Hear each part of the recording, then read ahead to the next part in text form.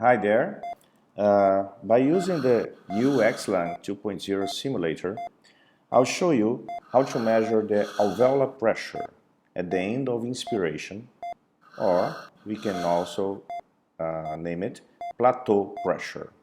It is very simple. I'll show you. First, we are on the VCV mode. You can see here. With this mode, while the patient is completely relaxed, it is possible not only to monitor the peak airway pressure, which you can see here, but also, and most importantly, the alveolar pressure. Well, with xlung, you can see here the alveolar pressure. It's the blue pressure. It corresponds to the elastic pressure. Well, to see this pressure, it is very simple. You just have to put an inspiratory pause. You program a pause, for example, of 2 seconds. You confirm the pause, and then you just play to see the plateau pressure. Okay, it's right there.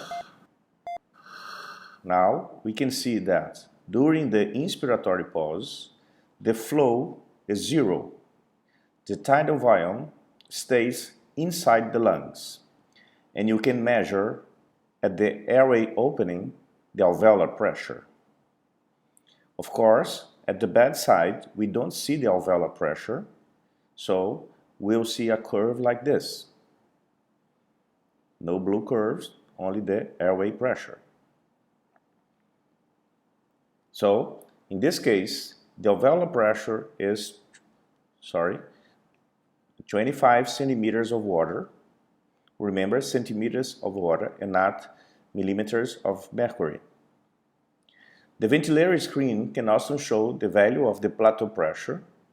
And see here another important measurement, the driving pressure, or the distending pressure, which is 20 centimeters of water.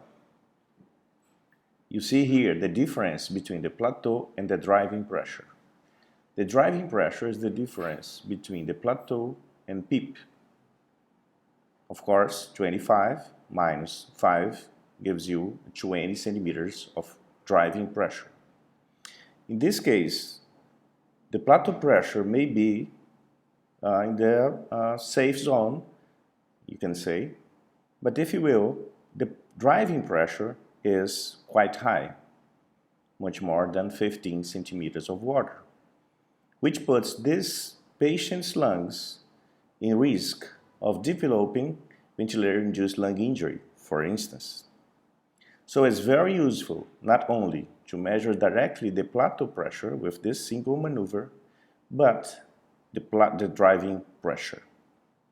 See, for example, if we reduce the tidal volume from 600 ml to 300 ml, and we'll see what happens. You see another pause, and again another pause, but with a lower tidal volume. And you can see now that the driving pressure decreased a lot. It is now 16 minus 5, which gave us a driving pressure of only 11.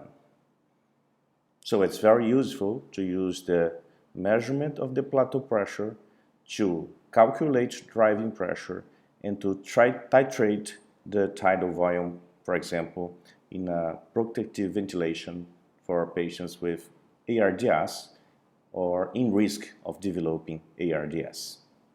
See you next time.